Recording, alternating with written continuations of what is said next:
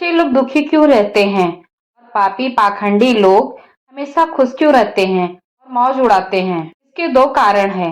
दोनों ही कारण मैं आपको आज बताऊंगी। एक नगर में बीमार स्त्री रहती थी। उसकी तीन छोटी छोटी बेटियां थीं। जवानी में ही उसका पति गुजर गया। अगर आप यह कहानी सुन रहे हैं तो पूरा सुनिए, कथा को आधा अधूरा मत छोड़िए। यह एक बहुत ही पवित्र कथा है। तीनों छोटी छोटी बच्चियों को पालने का भार बेचारी उस अबला पर टल गया। तीनों बच्चों को लेकर वह विधवा जाए तो जाए कहाँ, कुछ काम धाम भी नहीं कर सकती थी। ऊपर से समाज की उल्टी सीधी बातें उसे कुछ नहीं करने देती थी। बेचारी लाचार उस महिला को कोई भी सहारा नहीं था। वह अपने पति को याद करके उन बच्चियों को जैसे तैसे पाल रही थी। पति के गम में बीमार पड़ गई। उसे उन बच्चियों की चिंता थी, किस तरीके से इनका पालन पोषण होगा। उन्हीं बातों को सोच सोचकर एक दिन उसकी तबीयत और ज्यादा बिगड़ गई और उसका अंतिम समय भी निकट आ गया। धर्मराज का एक दूत उस विधवा स्त्री के प्राण लेने धरती पर आया, लेकिन वहां का नजारा देखकर वह दुविधा में पड़ गया। उसने देखा महिला जमीन पर पड़ी हुई है और उसके आगे पीछे कोई भी नहीं, सिर्फ उसकी तीन बेटियां उसके ऊपर सिर रखकर रो रही हैं। यह देखकर उसको दया आ गई और वह बच्चियां अपने माँ को रो रो कर जगा रही थीं। फिर दूत ने सोचा कि इनका पिता पहले ही मर चुका है।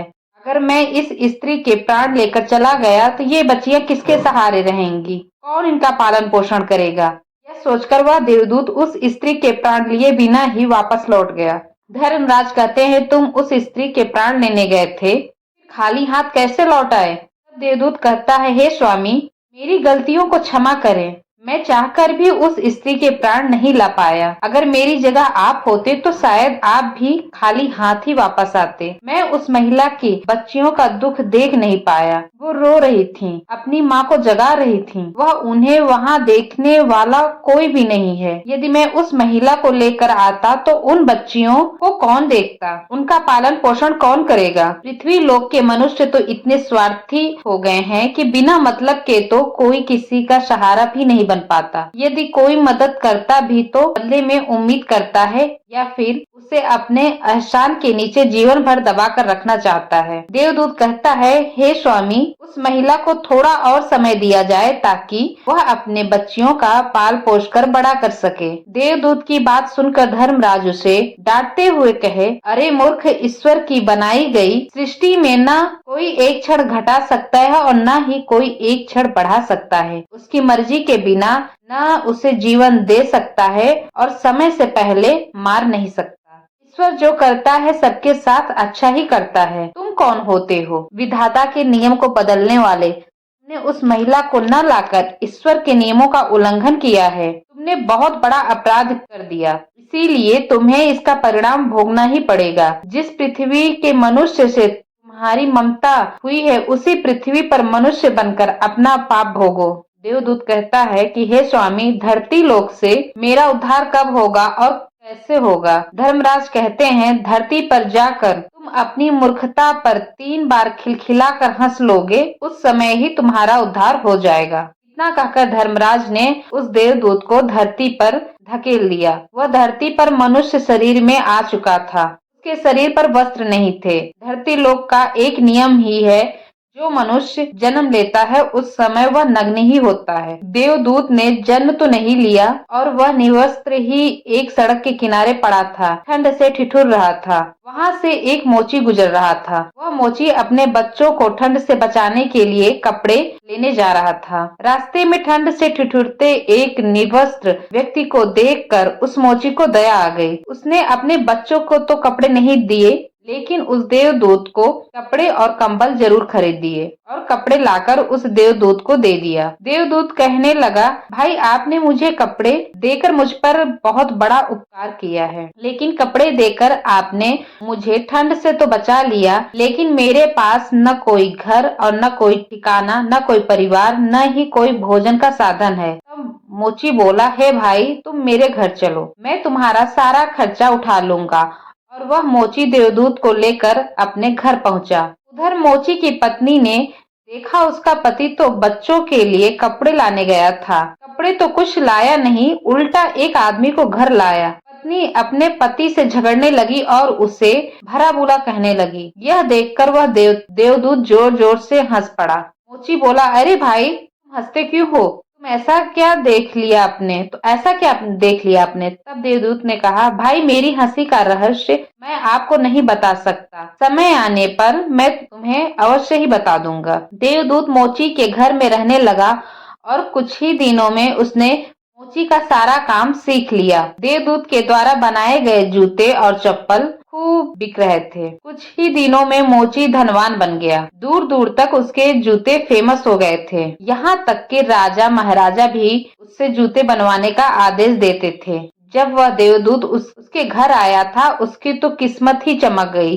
धन की कोई भी कमी नहीं रही, सब कुछ अच्छा चलने लगा। एक दिन की बात है, राजा का एक सैनिक चमड़ा लेकर उस मोची के पास आया और बोला, देखो हमारे महाराज इस चांद के बने जूते पहनना चाहते हैं। यह चांद बड़ा कीमती है, तो ठीक से एक जोड़ी जूते तैयार कर दो और यह चांद खराब नहीं होना चाहिए। इस बात का विशेष ध्यान रखना कि इस चमड़े से सिर्फ जूते ही बनने चाहिए, चप्पल भूलकर भी मत बना देना। राजा का सैनिक चमड़ा देकर चला गया। उधर मोची ने भी देवदूत को समझाया कि देखो राजा वाली बात है, इसमें कोई गलती न करना, चमड़ा भी बहुत कम है, इसीलिए चमड़ा खराब नहीं होना चाहिए। जूते के लिए वह कहकर गया है तो जूता ही बनाना, गलती से यदि चप्पल बना दी तो जटिल से जटिल सजा देंगे। मोची के इतना समझाने के बाद देवदूत ने चमड़े की चप्पल ही बनाई। चप्पल देखकर मोची की सांस फूल गई। वह देवदूत को डांटने लगा, यहाँ तक कि डंडा लेकर उसे मारने के लिए दौड़ा। कहने लगा, अबे मूर्ख, तुझे बार बार समझाया था कि जूता ही बनाना, लेकिन तूने चप्पल बना दी। अब राजा हमें छोड़ेगा नहीं, तू भी मरेगा और साथ में मैं भी मारा जाऊंगा। हमारे पूरे घर को फांसी लगवा देगा वो। मोची को अत्यंत दुखी देखकर देवदूत एकदम से खिलखिलाकर हंसने लगे। मोची बोला, अबे मूर्ख आदमी, काम बिगाड़ कर हंस रहा है। वह देख, जूते लेने राजा के सैनिक आ गए और बोले, हे मोची भाई, कल जो मैं चमड़ा देकर गया था उसके जूते मत बनाना, चप्पल बना देना, क्योंकि राजा साहब का देहांत हो गया और यहाँ की यह प्रथा है कि मरने वाला व्यक्ति को चमड़े की चप्पल पहनाकर अर्थी पर लिटाया जाता है। दूसरे दिन एक बुढ़िया के साथ 3 लड़कियां मोची की दुकान पर आई थीं। उनकी शादी होने वाली थी और वे तीनों अपने लिए जूते का नाप देने आई थीं। देवदूत ने तीनों लड़कियों को पहचान लिया कि ये वो 3 लड़कियां हैं जिनकी माँ को ले जाने के कारण मैं आज यहाँ पे सजा भोग रहा हूँ। और ये लड़कियां काफी बड़ी हो गई हैं, लगता है अच्छे घर में पली बड़ी मालूम हो रही हैं। बुढ़िया कहती है, हाँ बेटा, बचपन में इनकी माँ चल बसी, इसीलिए इनको मैंने मेरे पास रख लिया। मेरे पास करोड़ों की दौलत है और दुर्भाग्य से मेरा कोई नहीं है, तो इनको मैंने अपने पास रख लिया। मैंने इनको पढ़ाया लिखाया और अब इनकी बहुत अच्छे खानदान में इनका विवाह कराने जा रही हूँ। लड़कियों का भाग्य देखकर देवदूत सोचता है, परमात्मा जो करता है अच्छा ही करता है। अगर इस समय इनकी माँ नहीं मरती आज ये भूखमरी और दरिद्रता में ही पड़ी रहती। इनकी माँ के मरने के बाद आज तीनों लड़कियां बहुत बड़े घराने की बहू बनने जा रही हैं और बुढ़िया के करोड़ों की संपत्ति की मालकिन भी हैं। ये सब देखकर देवदूत अपने पहले की मूर्खता को सोच सोचकर जोर जोर से हंसने लगा। मोची ने पूछा, आप क्यों हंस रहे हो? अपनी हंसी का कारण बताओ। देवदूत मोची से कहता है, मैं एक देवदूत हूँ और अभी ये 3 लड़कियां जूते का नाप देकर गई हैं। इनकी माता को मैं लेने आया था, लेकिन उस समय ये तीनों छोटी छोटी थीं और इन पर तरस खाकर मैं इनकी माँ को नहीं ले गया और इनके पिता का पहले ही निधन हो चुका था। इसी कारण मुझे धर्मराज ने श्राप देकर धरती पर भेज दिया। मैं बिना कपड़े के एक सड़क के किनारे पड़ा था, तब तुम मुझे अपने घर ले आए। उस समय तुम्हारी पत्नी तुमसे बहुत लड़ी, क्योंकि तुमने अपने बच्चों के कपड़ों के पैसों से मेरे लिए कंबल और कपड़े खरीद लिए थे। तब मैं पहली बार तुम्हारी पत्नी की मूर्खता को देखकर खूब हंसा था, क्योंकि तुम्हारी पत्नी उस लाभ को नहीं देख पा रही थी जो मेरे आने से तुम्हारे घर में आने वाला था। पर दूसरी बार जब मैं हंसा था, तब तुम राजा के जूते नहीं बना सके और तुम डंडा लेकर मेरे पीछे भागे। उस समय तुम राजा के बारे में सोच रहे थे, लेकिन तुमको यह नहीं मालूम था कि राजा के साथ क्या घटना घटने वाली है, जिसके कारण राजा को जूतों से अधिक